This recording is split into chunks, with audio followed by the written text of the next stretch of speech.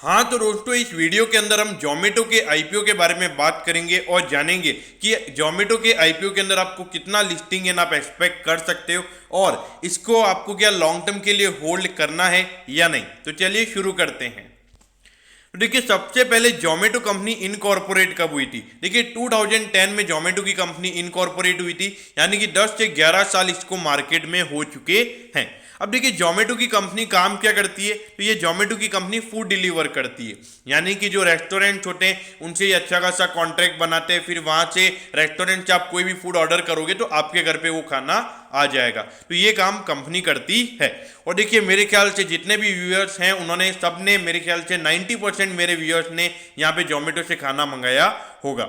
और फिर उसके अलावा डाइनिंग आउट वाली सर्विसेज भी वहाँ पे ये कस्टमर्स को प्रोवाइड करवाती है, यानी कि आप जोमेटो की ऐप में आप है ना बुक कर सकते हो और वहाँ जाके भी आप खाना खा सकते हो, जिसके अंदर बढ़िया से ऑफर्स भी यहाँ पे जोमेटो देता है। अब गोल्ड मेंबरशिप हो गया, जोमेटो प्रो हो गया, तो ये जो जितने भी मेंबरशिप प्लान्स होते हैं यहाँ पे जोमेटो के मार्जिन परसेंटेज काफ़ी अच्छे होते हैं और इससे कंपनी को काफ़ी अच्छी इनकम होती है। लेकिन जोमेटो ने ऐसा बोला है कि 2020 से 21 वाले फाइनेंशियल ईयर के अंदर, जहाँ पे कोविड आया था, तो जो मेंबरशिप प्लान थे वो इतने सेल ऑफ नहीं हुए हैं जितने 1920 वाले फाइनेंशियल ईयर में कंपनी के मेंबरशिप प्लान बिके थे। तो यहाँ पे 2021 में थोड़े से इश्यूज रहे हैं। लेकिन देखिए, कोविड के टाइम पे कोई बाहर से खाना नहीं मंगा रहा था, सब घर पे खाना खा रहे थे, तो किसी ने मेंबरशिप प्लान लेने का नहीं सोचा। लेकिन जब इकोनॉमी अभी नॉर्मल होने को आई है तो अब फिर से जोमेटो का जो बिजनेस है वो भी नॉर्मल होता हुआ नजर आ रहा है। अब ये देखिए, जोमेटो की अगर हम खास बात करें तो आपको ये समझिए, ये सिर्फ इंडिया में ये कंपनी काम नहीं करती है। देखिए 23 कंट्रीज में जोमेटो का कारोबार है। देखिए 23 कंट्रीज, बहुत ज़्यादा यहाँ पे कंपनी का अगर हम देखें तो एक्सपांशन हो चुका है। और यहाँ पे कंपनी ऐसा भी बोल रही है कि आने वाले साल में 5 से 10 कंट्री में और वो एक्सपांशन कर सकते हैं। और अगर हम इसके एवरेज, अगर मंथली ऑर्डर की अगर हम बात करें तो इनको 10.7 मिलियन कस्टमर से ऑर्डर मिलता है, यानी कि हर महीने का इनको 1 करोड़ के फूड ऑर्डर्स मिलते हैं। तो देखिए, यहाँ पर अच्छा खासा मार्केट यहाँ पे जोमेटो ने बिल्डअप कर दिया है। और अगर हम कितने रेस्टोरेंट के साथ यहाँ पे इनका टाई अप है तो वो देखिए 1,31,233 इतने रेस्टोरेंट के साथ जोमेटो का ऑलरेडी टाई अप है। और वो लगातार 5-10 रेस्टोरेंट हर दिन वहां पे वो टाई अप करते रहते हैं। तो देखिए, मेरे ख्याल से मार्केट यहाँ पे अच्छे से बिल्डअप हो चुका है। और अगर हम इंडिया के अंदर भी अगर हम बात करें तो इंडिया में स्विगी और जोमेटो दोनों ये मेन प्लेयर्स हैं। पहले उबेर ईट्स भी होता था जो कि जोमेटो ने एक्वायर कर लिया था। तो अभी एज ऑन डेट अगर हम बात करें अराउंड 70% का मार्केट शेयर फूड डिलीवरी के अंदर जोमेटो का है। तो यहाँ पे एक तरीके से हम ये भी कह सकते हैं कि मोनोपोली प्लेयर यहाँ पे जोमेटो प्ले करता हुआ नजर आ रहा है, अगर हम फूड डिलीवरी के अंदर बात करें तो। अब ये देखिए, इस कंपनी की स्ट्रेंथ क्या है। देखिए, जैसा कि सबसे पहले मैंने आपको बताया कि लीडिंग है, मतलब एक तरीके से फूड डिलीवरी के अंदर इंडिया के अंदर तो खास करके ये लीडर है। अब उसके अलावा अगर हम बात करें तो ब्रांड वैल्यू कंपनी की बहुत अच्छी हो चुकी है, क्योंकि जोमेटो ने एड वगैरह बहुत किए हैं और अराउंड अपनी इंडिया की अराउंड 30-40% पॉपुलेशन जोमेटो को जानती है। अब उसके अलावा अगर हम बात करें तो एफिशिएंट भी है और कभी कभी ये ऐसा भी निकालते हैं कि अगर आपको डिलीवरी टाइम पे नहीं मिलती है तो आपको खाना फ्री में मिलेगा। तो उससे क्या होता है कि जो इनके जो डिलीवरी बॉयज होते हैं तो वो वहाँ पे टाइम पे खाना पहुँचाते हैं और उनका भी यहाँ पे इफेक्टिवनेस बहुत अच्छी है, जिससे कस्टमर्स अच्छे भी लगते हैं। मतलब कस्टमर्स का सर्विस भी यहाँ पे अच्छे से प्रोवाइड ये करवाते हैं। अब रेस्टोरेंट के बारे में तो मैंने आपको बता ही दिया है और डिलीवरी पार्टनर्स के बारे में भी मैंने आपको बता दिया है।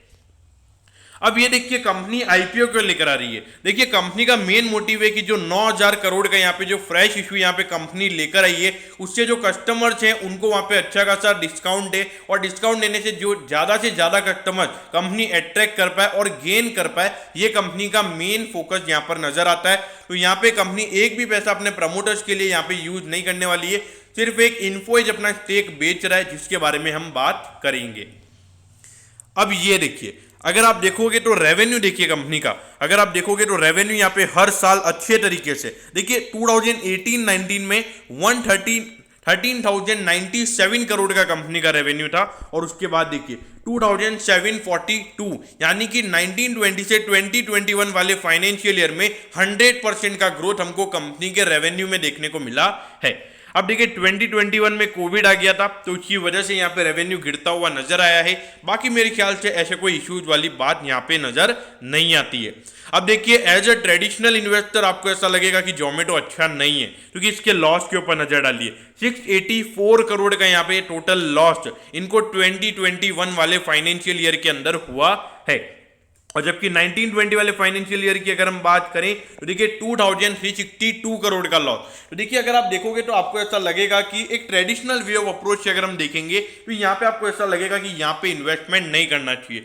लेकिन देखिए कंपनी अपना जितना भी प्रॉफिट है उसको वापिस री इन्वेस्ट कर रही है, लगातार यहाँ पे बिजनेस को बढ़ाया जा रहा है, कस्टमर्स को अच्छे से अच्छे डिस्काउंट दिए जा रहे हैं, तो उसके लिए कंपनी के जो एक्सपेंसिव है वो ज्यादा हो रहे हैं। तो इसीलिए यहाँ पे अभी जो मार्जिन परसेंटेज है यहाँ पे आपको अप्रोच नहीं करना चाहिए। आपको ये देखना चाहिए कि आने वाले टाइम पे क्या ये बिजनेस ग्रो कर सकता है।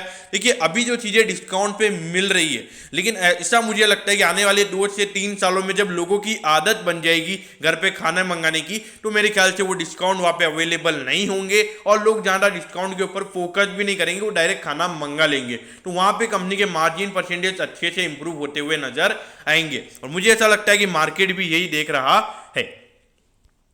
अब ये देखिए अगर हम आईपीओ के ओपनिंग की बात करें तो 14 जुलाई को ये आईपीओ ओपन हो जाएगा और 16 जुलाई को ये आईपीओ क्लोज हो जाएगा। और अगर फेस वैल्यू की बात करें तो एक शेयर की फेस वैल्यू है 1 रुपीज और अगर कट ऑफ प्राइस की अगर हम बात करें तो 76 रुपीज आपको पर शेयर देने हैं और जिसके अंदर 195 शेयर्स का लॉट होगा।